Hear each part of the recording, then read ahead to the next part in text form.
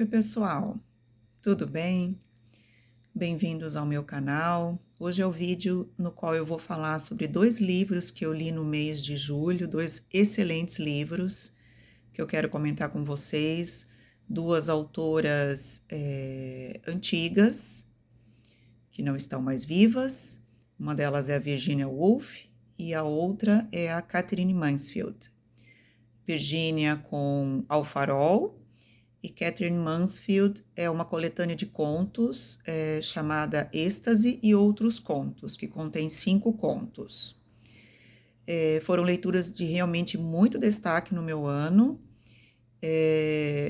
ímpares, excepcionais. E eu vim trazer um pouquinho da minha impressão sobre cada uma delas para vocês, para quem sabe estimular vocês a fazerem a leitura. Então vamos lá. O primeiro dos livros que eu queria comentar com vocês é Ao Farol, de Virginia Woolf. Algumas edições aparecem como Passeio ao Farol, justamente é o caso dessa edição que eu li, Passeio ao Farol. Dizem que esse é o livro mais autobiográfico da autora.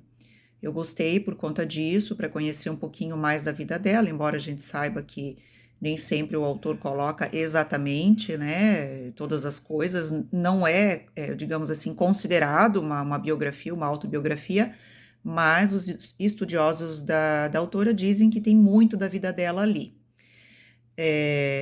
Eles eram em 8 filhos, o pai dela era filósofo, tudo isso aparece ali no livro, né, que eu estou falando para vocês. O pai dela era filósofo e a mãe era uma dona de casa.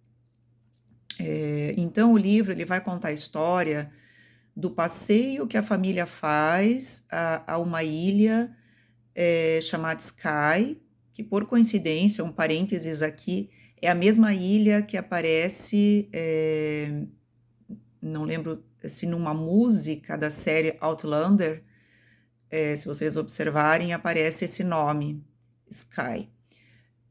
Eu não lembro direito agora como soletrar, mas eu deixo aqui escrito na tela nesse momento que eu estou fazendo esse comentário. Então, eles têm uma casa nessa ilha. Então, esse passeio que fala-se ao farol é porque o irmãozinho da Virgínia, um dos mais novos ali do grupo de irmãos, ele começa a trama falando justamente que ele quer ir visitar o farol, porque eles estão naquele momento na casa, né, passando ali um período na casa, e a trama ela vai girar muito em torno desse farol, do começo ao fim do livro. Esse farol ele é comentado e ele tem muito valor ali para o entendimento da trama e também para as reflexões que a gente faz sobre o livro. O farol como sendo algo que norteia, né, aquela luz que dá norte, né, para o restante das coisas, né, que estão em volta. Como talvez a sabedoria, ou como uma ideia genial, ou como realmente uma luz que possa encaminhar uma pessoa para uma decisão importante que ela precise tomar, enfim, eu enxerguei dessa forma. Então, esse irmãozinho, ele aparece na trama, ele é um dos personagens mais importantes, e ele fala muito dessa ida ao farol. E então, um pouco por conta disso, né? A família realmente tem interesse de ir até o farol, visitar como uma parte ali do passeio deles, né, até a casa. E então, mas eu vou deixar na dúvida para vocês lerem se esse passeio realmente vai acontecer. Então, trazendo um pouquinho mais de detalhes. Então, a família vai passar o que seria mais ou menos um dia, e eles estão se preparando no livro todo ali, na primeira parte toda, melhor dizendo, eles estão se preparando para um jantar que vai acontecer. Mas nenhum momento é falado, né, estamos nos preparando para um jantar, ou vou lá na horta, ou vou lá fazer uma compra. A gente vai entendendo no decorrer dali dessa primeira parte. Mas é só um detalhe, porque na verdade o que a gente conhece nessa primeira parte é toda essa dinâmica da família, do casal, pai filósofo e mãe dona de casa, com os irmãos, os visitantes da casa que foram junto nesse momento. Então a gente passa a conhecer pelas conversas que esses visitantes têm, pelo que a mãe vai falando, que ela está com a criança lendo um livro, o pai de fora enxergando essa mãe com a criança enquanto ele está caminhando fora. Esses dois personagens ali que conversam, que são externos à família, é uma amiga da família e um amigo do pai da Virgínia. E essa amiga ela é pintora, então a pintura também nessa obra, a arte, né? Então tem uma discussão bem bacana sobre essa questão da arte. Em determinado momento, até essa pintora comenta que em que momento a arte passa a ser arte, na hora que você lança ela para o mundo, então né, é vista por alguém e passa a ser uma arte realmente. Outra coisa que ela comenta são tudo suposições, dúvidas, pensamentos que ela vai colocando, que ela tem, né? Além das conversas, também aparecem pensamentos das pessoas, né? Então ela pensa em um outro momento, né? O quanto de intimidade tem dela, né? Naquilo que ela pinta, né? E eu fiquei pensando sobre isso. O quanto tem de intimidade, né? Não só de um pintor, mas de um autor que escreve um livro, um poema, o próprio, como a gente falou, eu falei ali para vocês no começo, né? O quanto tem de autobiográfico da Virgínia, o quanto ela colocou da sua própria intimidade ali, querendo ou não, de propósito, né? O quanto sem querer ela acaba colocando dela mesma, né? E assim é com o artista de todos os tipos de arte, né? Eu fiquei fazendo essa alusão, né? E então, assim, então a gente vai conhecendo essa família por conta do que esse senhor que é amigo do pai da Virgínia e essa amiga da família vão conversando. Eu falo pai da Virgínia, né? Mas ele é pai das crianças, né? Não existe nenhuma personagem na obra que se chama Virgínia, né? Então, as pessoas comentam, né? Que tem muito da história real dela, né? Mas em nenhum momento fala-se, né? Realmente uma personagem Virgínia, ou os nomes realmente são nomes fictícios, não são os nomes realmente dos pais dela, nem dos irmãos. Então, assim, então essa primeira parte é justamente para contar, né? Desse pai um pouco ausente, um pouco tirano. Então, conforme a gente vai vendo o que ele comenta dos demais, vendo a esposa contando a história para o filho, vendo de longe, que tipo de pensamentos que ele tem com aquilo.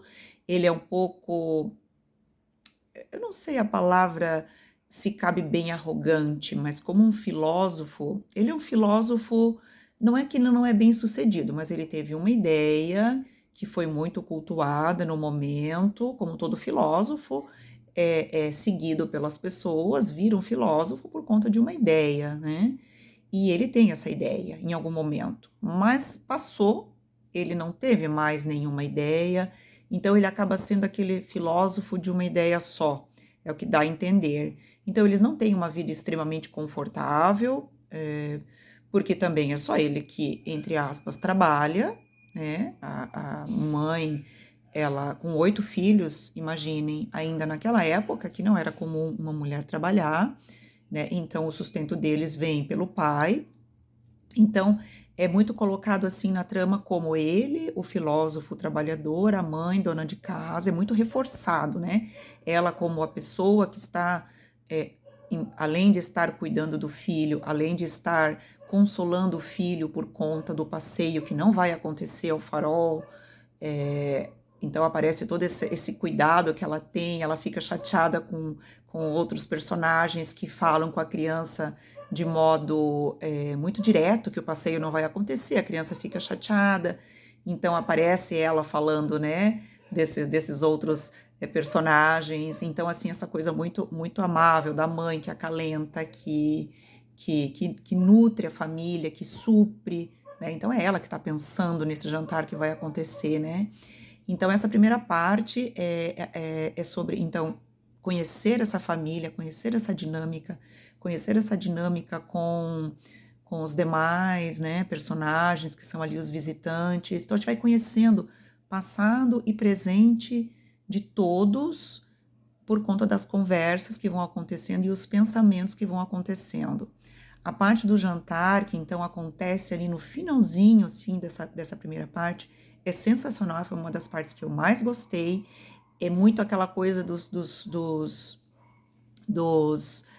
personagens pensando e já troca para outro, é bem aquele discurso indireto livre, que o narrador entra na cabeça dos personagens, já vai trocando. Eu não me senti perdida, para mim não foi uma leitura difícil, só que a gente tem que entender que tem muita reflexão, que tem que prestar bastante atenção. Nada acontece nesse livro ao mesmo tempo que tudo acontece nesse livro, porque ali é relatado o passado, uma outra dinâmica que aconteceu no passado, vai contando a história, por que que o pai não é uma pessoa tão proeminente nos dias atuais ali que a obra está se passando.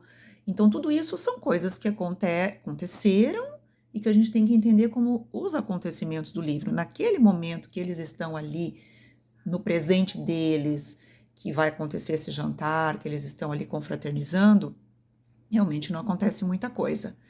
A segunda parte do livro, já se passaram 10 anos, eles voltam para casa e ali a gente começa a ver quem voltou, quem não voltou, quem faleceu nesse meio de caminho. Eu não vou comentar muita coisa para não dar spoilers, mas a gente sente por alguns que não voltam, que já não estão mais ali. A casa é retratada como tendo passado por esse processo do tempo. É um capítulo mais curto, essa segunda parte, melhor dizendo, então ela é uma segunda parte bem mais curta, a primeira parte ela é a mais longa.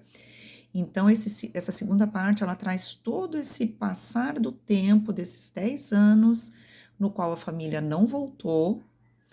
Então, pessoas que trabalharam na casa ali, como pessoas que foram limpar a casa, comentam, então, que a família não voltou, que a família não teve interesse, que pessoa X não está mais ali.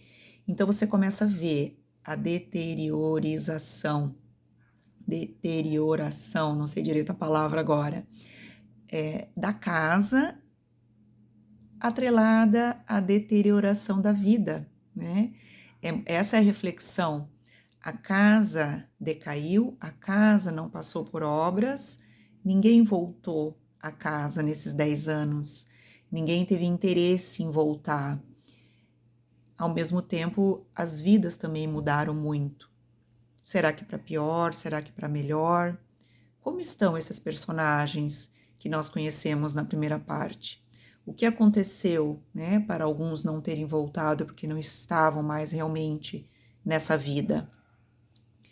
E vem mais reflexões aí, né?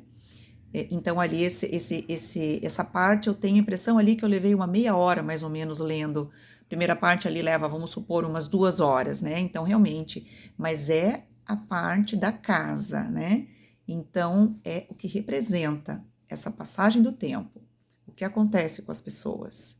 O que acontece com aqueles que não têm mais ao seu lado pessoas que há 10 anos atrás estavam? O que acontece com as marcas que foram deixadas por essas pessoas que não estão mais?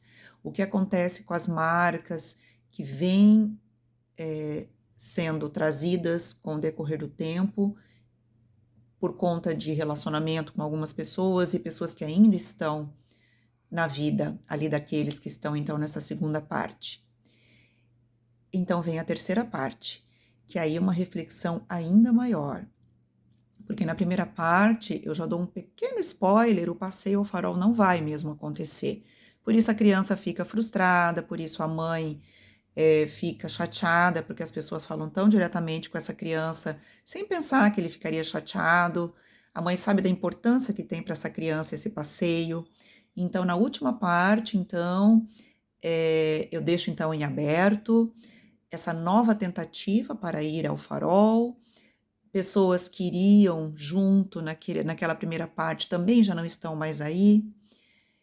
e todas as reflexões, né? A personagem que é pintora, ela está na última parte, ela faz reflexões, ela traz então muito do que a gente não acompanhou no começo, na primeira parte, sobre a vida do casal principal, que são os pais das crianças, como foi o casamento deles, como aconteceu, vamos dizer assim, essa paquera, né?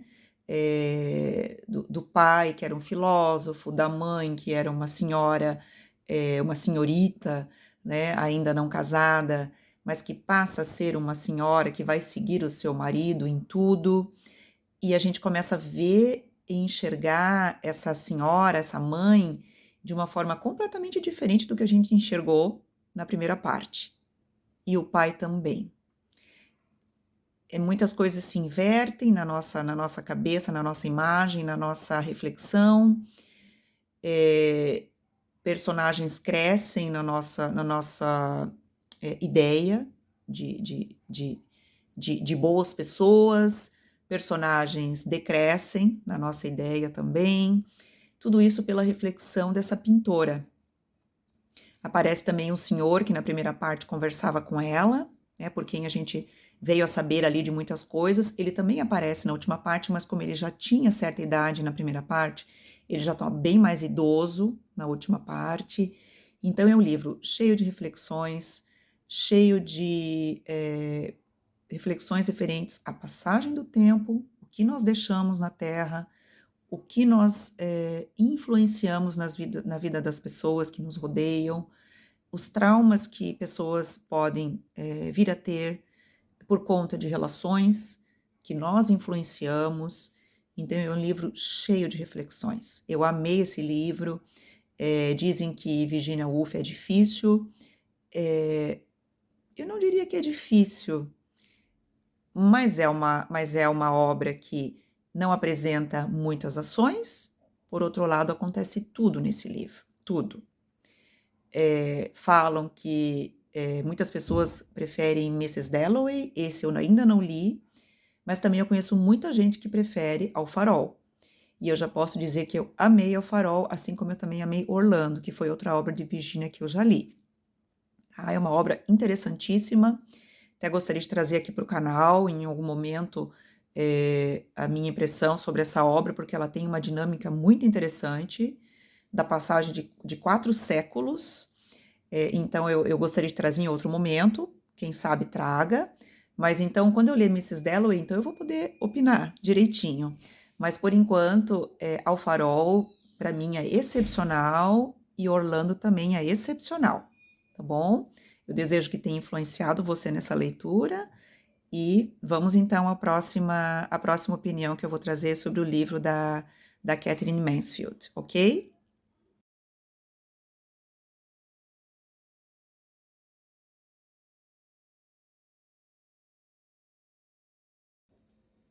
Então, agora vamos conversar um pouquinho sobre o livro de contos da Katherine Mansfield. Foi a primeira vez que eu li essa autora, eu já fiquei bastante impressionada. Ela é considerada uma das maiores contistas em língua inglesa do mundo.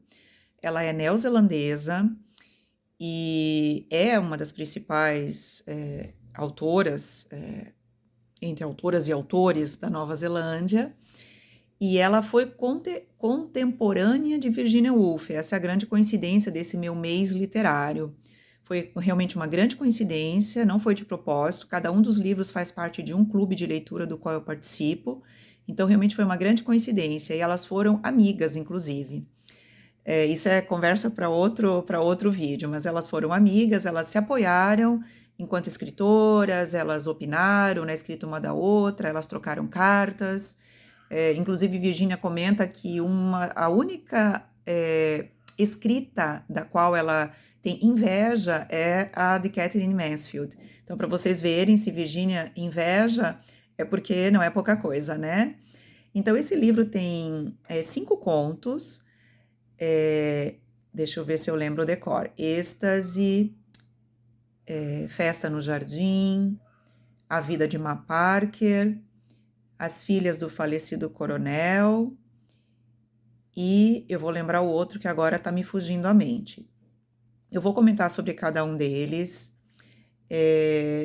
mas antes eu queria dizer assim que todos os contos de Catherine Mansfield, eles têm uma particularidade, uma especificidade que é uma carga emocional, uma carga psicológica muito grande.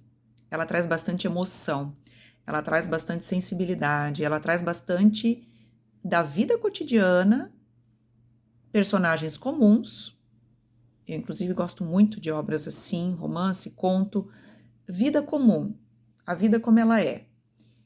E ela traz, por outro lado, não tem nada de repetitivo. As 5 histórias são bem diferentes entre si, mas todas elas trazem essa carga emocional forte. Ela traz personagens que a gente simpatiza, que a gente fica com pena, que a gente tenta se colocar no lugar para pensar que decisão tomaria. No começo a gente concorda, outros a gente não concorda, mas depois a gente fica pensando, puxa vida, realmente, que decisão difícil foi essa que essa personagem tomou? Ou não era bem assim como eu tinha pensado, realmente não poderia ter sido essa a decisão e realmente a personagem tomou a decisão certa. Então, assim, também traz muitas reflexões sobre a nossa vida, traz, assim, aquele apoio sobre decisões que você possa vir a tomar, embates que você possa ter na sua vida e que talvez você vá pensar, puxa, eu já vi isso numa história e o que essa personagem fez mesmo? Eu gosto de livros assim. Ah, lembrei do outro, Aula de Canto, e foi um dos que eu mais gostei. Então eu vou falar sobre cada um. Êxtase é a história de uma moça de mais ou menos 30 anos que tem uma vida que ela descreve como perfeita, o marido perfeito, uma filha linda. Ela e o marido têm, eu não lembro bem agora se ela trabalha, mas ela fala do marido, que é uma pessoa muito bem sucedida profissionalmente, eles têm uma condição financeira muito boa. Ela chega a dizer que até as panquecas, eu não lembro agora o prato, mas ela fala ali de um prato, são perfeitos. Você começa a perceber ali lendo o conto que parece que ela está cometida ou por um êxtase, uma epifania, ou ela parece que não enxerga a vida dela realmente como uma vida comum, normal, que ela enxerga algo a mais e ela diz que ela está com aquele êxtase, as almofadas que ela está arrumando no sofá parece que flutuam e vai acontecer um jantar à noite na casa dela e as pessoas que vão nesse jantar são pessoas maravilhosas e com quem ela tem uma relação muito bacana, são pessoas que formam um círculo muito legal. Tudo é muito legal na vida dela, conforme a sua própria descrição. Então, ela fala de uma pessoa que vai nesse jantar, que é uma pessoa que ela conheceu há pouco tempo, que é uma moça que começou a aparecer no clube que ela e o marido frequentam e que elas fizeram amizade, que ela está muito feliz que essa moça vai nesse jantar, porque ela quer estreitar a amizade com essa moça é uma atriz, e vai também nesse jantar um outro casal que também é das artes, e vai também um produtor de teatro, e essa moça então é uma atriz, então parece que tudo assim vai girar em torno das artes. Então você começa a ver assim que é um círculo de amigos, né, que estão ali inseridos no meio das artes. Não é que tudo pareça artificial, mas ao mesmo tempo, puxa vida, será que a vida é assim tão maravilhosa, né? Que todos esses amigos sejam tão legais e que, né?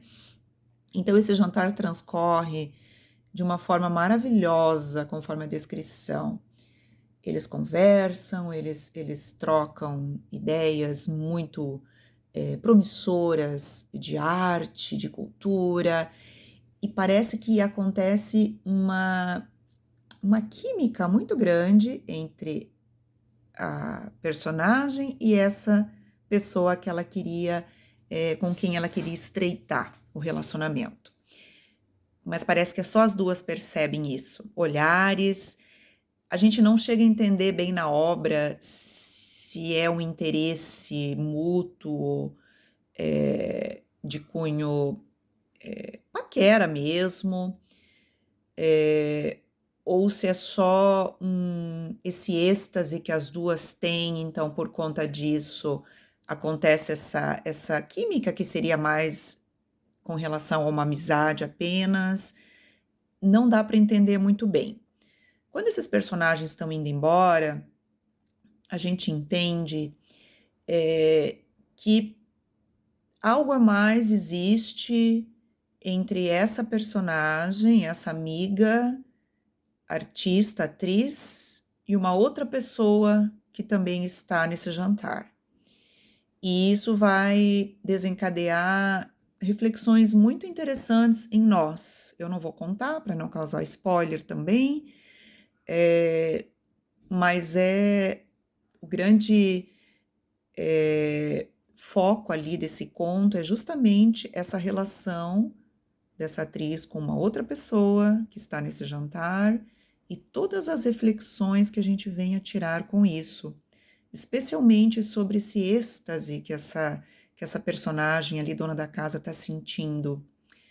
Aparece ali a pereira, a árvore da pera, que tem bastante relação ali na descrição. As duas personagens, em algum momento, estão observando essa pereira, e eu percebi que Katherine Mansfield, ela cita bastante a natureza. Então, é por conta da pereira que aparece nesse conto, que ela cita, então, a natureza. Então, eu vou deixar para que vocês leiam, para que vocês tirem suas conclusões sobre essa coisa meio superficial do pessoal, ao mesmo tempo que essa pessoa acha que ela tem uma vida maravilhosa, mas tudo é muito superficial, ao mesmo tempo a gente percebe no final que ela talvez não esteja sabendo de tudo, e que então a gente acaba se colocando um pouco também no lugar dela. Será que tudo que ela tem é essa vida que ela enxerga e que no fundo, muito mais coisas acontecem na vida real, então a gente passa a ter um pouco de empatia por ela também. Então é bacana então vocês lerem, eu não dar esse spoiler, para que vocês tenham essa surpresa. Aula de canto, então passando para o segundo conto, é a história de uma professora de canto que recebe uma carta quando ela está entrando para dar a sua aula para as meninas. É uma aula de piano, é uma aula de canto, mas que ela acompanha com piano. Também aparece aqui um pouco de instrumentos musicais, porque conta-se que a Katherine Mansfield tinha ideia de fazer aula de música quando jovem, seu pai não permitiu. Esqueci de comentar que no primeiro conto aparece o violino, nesse aparece o piano, aparece o canto, e essa professora fica estarrecida, de triste com o que ela recebe nessa correspondência, e ela não consegue disfarçar quando ela vai para essa aula. Ela transparece para essas meninas que ela vai dar aula, ela sugere que cantem, que ela toque, elas cantem uma música muito triste, bem relacionada com o que ela mesma está sentindo depois do que ela recebeu naquela correspondência. E as meninas estranham, porque não é um comportamento normal daquela professora tão querida. Uma das alunas sempre levava um crisântemo para a professora, novamente a natureza, que eu comentei para vocês. E essa aluna oferece o crisântemo, a professora não tem a mesma recepção que ela sempre tinha, essa aluna fica um pouco surpresa, e todas as alunas estão surpresas, porque não entendem esse comportamento da professora tão sisuda, tão carrancuda, sugerindo uma música tão triste para elas entonarem. E então, outra aluna bate à porta da sala, chamando essa professora, dizendo que mais um telegrama chegou para ela na recepção da escola.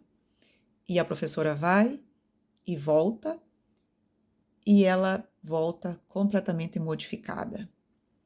E ela sugere às alunas que troquem a música, e agora ela está feliz. A música que ela sugere é uma música muito alegre, muito leve, e ela muda completamente a sua expressão facial. As alunas continuam não entendendo, faz o que a professora pede, a aula termina de uma forma mais leve, mas você vai ter que ler o conto, para entender qual foi essa notícia que essa professora recebeu. E qual foi a notícia que ela recebeu na segunda correspondência. E mais do que isso, nós devemos sempre estar ligados que o nosso comportamento, não importa o que aconteça para a gente, o nosso comportamento, ele influencia demais na vida do outro. Óbvio que todos temos dias bons e dias não tão bons. Temos notícias boas, temos notícias não tão boas. Podemos nos entristecer e isso transparecer para o próximo? Claro que podemos, mas nós temos que pensar muito bem, avaliar, respirar fundo, ver o que a gente consegue fazer, mas ao mesmo tempo leiam e coloquem-se no lugar dessa professora. Eu, em muitos momentos, eu me coloquei e pensei como eu iria para essa aula tendo acabado de receber essa notícia ruim. É muito difícil. Leiam e coloquem-se no lugar dela. Agora, passando para o conto 3, que é Festa no Jardim. Aqui nós temos uma jovem de uma família abastada. A família vai dar uma festa no jardim, novamente a natureza, novamente instrumentos musicais, porque vai ser uma festa muito bonita, com música, com comida, com bebida. Vai ser uma festa ao ar livre durante o dia. Então essa jovem, ela é incumbida pela família, pela mãe, de verificar os preparativos da festa, como estão. Então ela é uma jovem muito jeitosa para a organização, então a mãe deixa ela ao cargo de ver todos os preparativos. Então ela vê a questão dos músicos que já estão passando o som, ela vê que a florista já chegou, então novamente instrumentos e natureza. Ela fica muito embevecida com o dia que está bonito, com o pessoal que está montando a tenda. Ela conversa, é uma pessoa assim muito empática, muito, embora seja de uma classe abastada, né, uma classe social alta, ela é uma menina muito simples.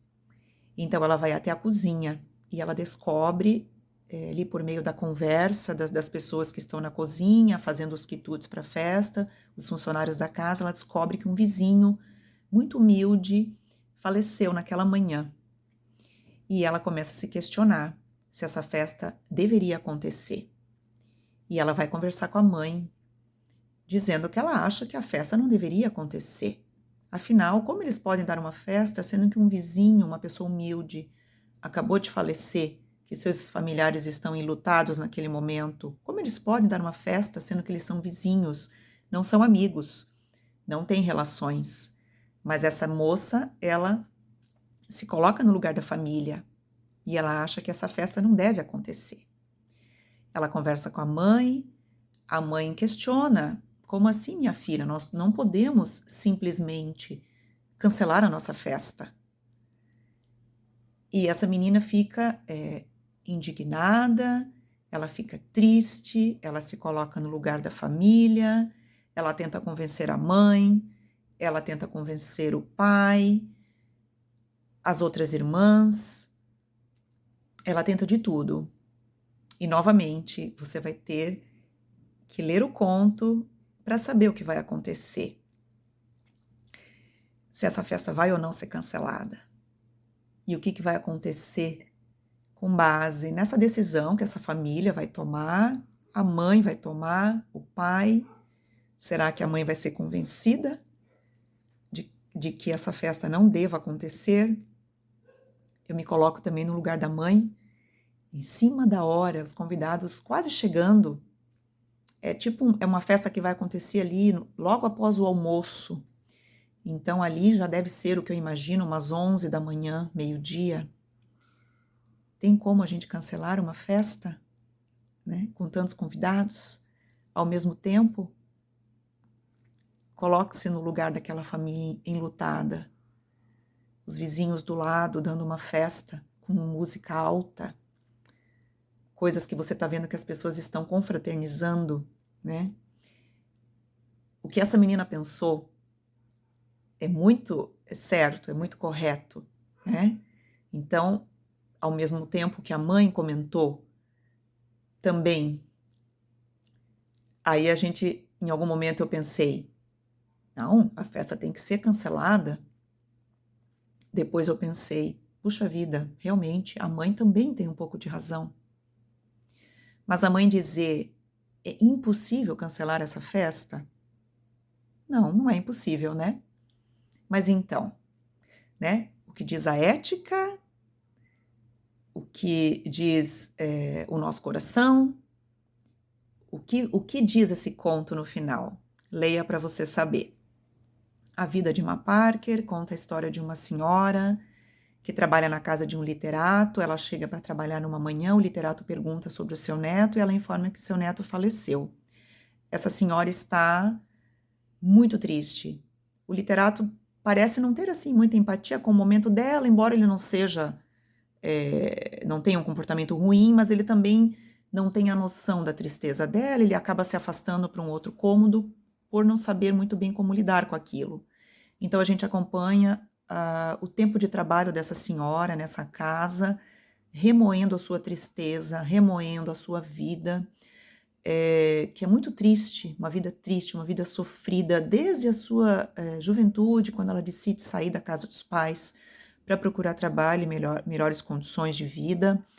Então ela se casa, então ela vai contando todos os trechos e pedaços da sua vida, tudo que já aconteceu, as pessoas que já faleceram, que ela já perdeu, e ela volta então a rememorar o falecimento desse neto, a tristeza toda que ela está sentindo, que ela vai ter que voltar para casa, encarar a filha que perdeu seu próprio filho, e ela já não se aguenta de tristeza por toda a vida dela. Ela começa a rememorar as outras perdas e que a vida dela não teve nada, praticamente nada de bom. E ela começa a pensar que ela vai ter que sair dali, que ela vai ter que chegar em casa e que ela não vai poder chorar, porque a filha está em casa. Talvez, possivelmente, mais enlutada do que ela. Quem consegue definir, né?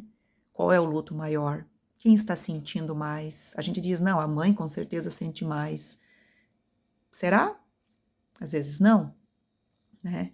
E essa senhora começa a pensar nesse momento que ela vai sair para ir para casa. Como será? Como será? Você vai ter que ler esse conto para pegar toda essa emoção e também se colocar no lugar dessa senhora.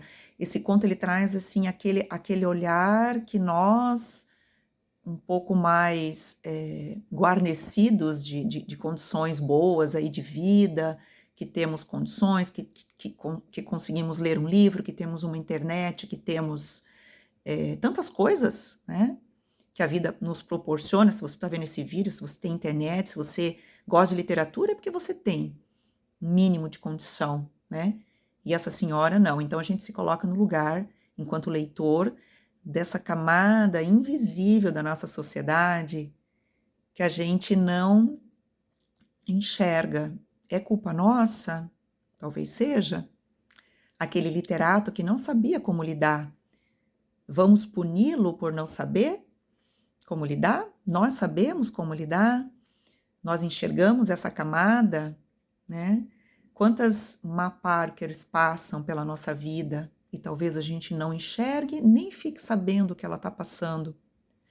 Ou veja na rua e pense algo não tão bacana dessa pessoa, mas que talvez ela esteja passando por uma situação idêntica àquela senhora, né?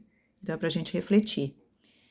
O último conto, então, é As Filhas do Falecido Coronel. São duas irmãs, já de meia idade, que perdem o pai. Então o conto conta a primeira semana de luto dessas duas irmãs. Esse pai era uma pessoa de personalidade muito forte, não era uma pessoa exatamente boa com essas irmãs. Então a vida delas, o fim da vida delas ali, ou o meio da vida delas foi cuidar desse pai, nenhuma delas casou. Conta-se ali no livro que elas têm um irmão que é casado, que tem filhos, e elas viveram fazendo companhia uma para outra e cuidando desse pai. Possivelmente cuidaram da mãe, que já é falecida, e agora cuidam desse pai. Nenhuma delas se casou. Quando esse pai falece, Então, esse luto da primeira semana é justamente essas irmãs tendo que lidar com uma liberdade que elas nem sabem como usufruir. Elas não sabem tomar decisões mínimas, práticas, que se referem à casa, por exemplo, porque tudo antes era decidido de acordo com as ordens do pai e com as necessidades do pai. Uma sempre apoiava muito a outra, o pai meio que, a condição dele meio que decidia o que tinha que ser feito, e agora que elas têm essa liberdade, elas não conseguem decidir. Primeiro porque uma se apoia na outra, esperando que a outra decida. Segundo, porque elas mesmas, enquanto dupla, nunca decidiram nada sozinhas, porque sempre dependiam do que o pai decidia. Então, quando passa a banda, elas correm para buscar moedinhas para dar para a pessoa da banda para que passem rápido, porque o pai batia com a bengala de forma muito grosseira, porque não aturava a banda passando e fazendo barulho. Então elas se dão conta de que elas não precisam mais correr, porque o pai já não está mais ali. Então coisas desse tipo era uma rotina que já vinha acontecendo há tempos, que na obra ali não conta quanto, mas parece que foi uma vida. E que elas têm essa liberdade e que elas não sabem o que fazer com essa liberdade. Elas não conseguem tomar mínimas decisões sobre as coisas práticas da casa, quiçá sobre a vida delas mesmas. A vida delas também já está numa idade avançada. O que vão fazer essas irmãs, né? Então é muito importante a gente pensar também, né? Eu tenho uma liberdade, que bacana, o que eu posso fazer com ela, né? De bom, né? E o que eu não devo fazer. Eu tenho que ter ideias de coisas que eu possa fazer com a minha vida. Às vezes a gente não pode tomar todas as decisões que deseja por conta de coisas da nossa vida, familiares, enfim, outras questões de trabalho, mas tem decisões que nós podemos, né? E quando chega esse momento e quando a gente tem esse poder, né? O que nós vamos fazer, né? Que isso seja sempre algo que a gente acolha muito bem, que consiga fazer planos, né? Então, aos nossos olhos, enquanto leitores do conto, a gente pensa, que maravilha, agora elas podem decidir. Mas elas parecem não querer essa situação. Elas não sabem mais como serem livres. Então, leiam o conto para saber, então, também como vai terminar a jornada dessas duas irmãs. Elas estão ali decidindo, né? Lembrei agora sobre para quem dar um relógio que era do pai. Será que damos para o neto A? Será que damos para o filho B? E elas não conseguem decidir. E elas começam a lembrar de quando esse neto visitou o pai, de como o pai delas então tratou esse neto, se o neto iria querer o relógio agora ou não. Mas parece que ainda assim elas estão pensando só nos outros e no que fazer com as coisas do pai. E em nenhum momento elas pensaram, né? Vamos primeiro dar uma respirada, né? Então é aquela liberdade que a gente acha que vai ser maravilhosa, mas que talvez elas já estejam aprisionadas àquela vida. E como será? Será fácil ou será difícil para elas, né? Sair desse mundinho que elas acabaram entrando, que parecia cômodo, e que agora elas precisam reescrever. Como será que elas vão reescrever esse futuro, né? Então, assim, deu para ver que são contos que trazem muitas reflexões, dia a dia comum das pessoas, mas trazem muitas emoções, muitos sentimentos e que são contos bem diferentes, como eu falei para vocês no começo. Então, por favor, leiam Katherine Mansfield e leiam também Virginia Woolf, tá certo? Até mais, então, até o próximo mês.